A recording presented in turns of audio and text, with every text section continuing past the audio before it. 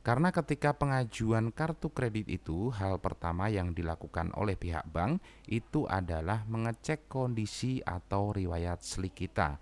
Nah, jadi kalau kondisi slik atau BI checking kita itu punya riwayat yang buruk atau bermasalah di bank ataupun lembaga keuangan lainnya, maka secara otomatis data kita itu akan reject secara sistem. Jadi tidak akan sampai pada tahapan analisa data karena baru sampai sistem saja pengajuannya sudah tertolak. Nah, kemudian teman-teman yang kondisi riwayat slik atau BI checkingnya buruk dan bermasalah, apakah bisa dibersihkan kembali? Jawabannya adalah bisa.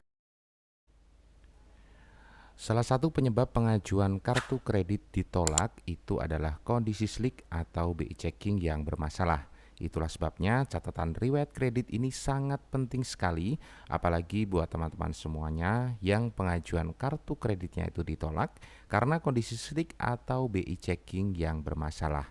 Nah, kondisi slik atau BI checking yang bermasalah ini apakah bisa dibersihkan atau dinormalkan kembali? Kita akan bersama membahasnya pada video kali ini.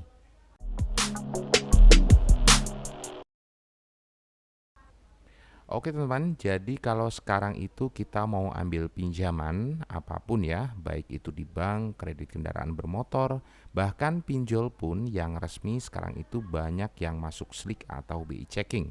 Jadi setiap kali kita melakukan akad kredit, nama kita akan langsung masuk ke dalam daftar riwayat kredit.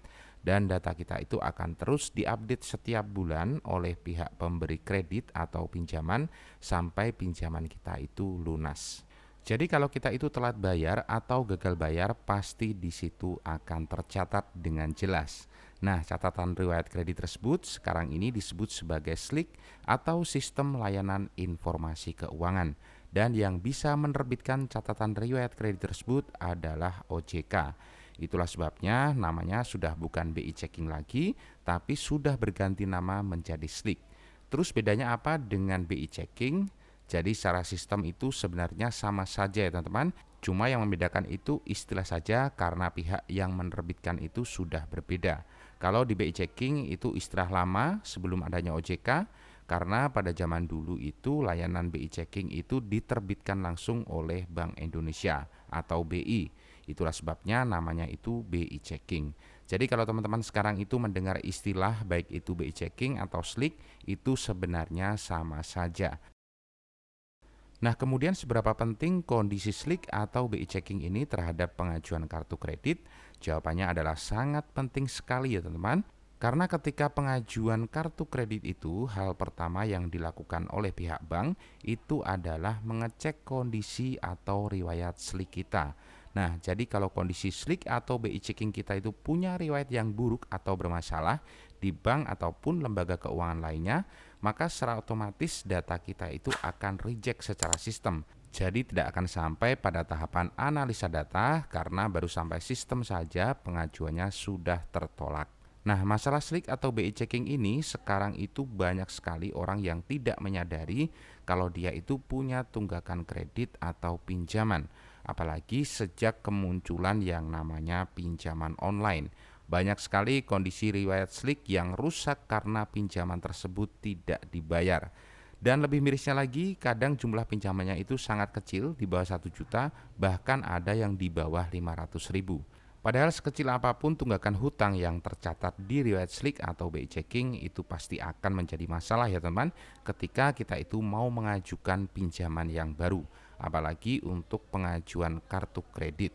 Jadi kesimpulannya kondisi slik atau BI checking ini sangat penting sekali untuk pengajuan kartu kredit. Bahkan lebih penting daripada pengajuan pinjaman di bank yang menggunakan agunan. Kenapa bisa seperti itu? Karena kartu kredit ini sama persis seperti KTA, yaitu bentuk pinjaman tanpa memerlukan agunan. Persyaratan yang dibutuhkan cukup dengan KTP dan data pekerjaan atau usaha. Maka secara otomatis proses verifikasinya itu jauh lebih ketat daripada pengajuan pinjaman ke bank yang menggunakan sistem agunan. Jadi sederhananya seperti ini, kalau orang itu bisa pinjam ke bank dengan sistem agunan, belum tentu disetujui kalau pengajuan kartu kredit, apalagi pengajuan kartu kreditnya itu secara online. Tapi kalau pengguna kartu kredit akan lebih mudah melakukan pengajuan pinjaman ke bank dengan sistem agunan. bahkan mengajukan pinjaman ke bank yang tanpa agunan, yang sering kita kenal dengan istilah KTA. Nah, kemudian teman-teman yang kondisi riwayat SLIK atau BI checkingnya buruk dan bermasalah, apakah bisa dibersihkan kembali? Jawabannya adalah bisa, dengan cara membayar seluruh tunggakan kredit yang ada. Tanpa ada penyelesaian hutang, SLIK ini kondisinya tidak akan berubah ya teman-teman, dan tidak bisa dibersihkan.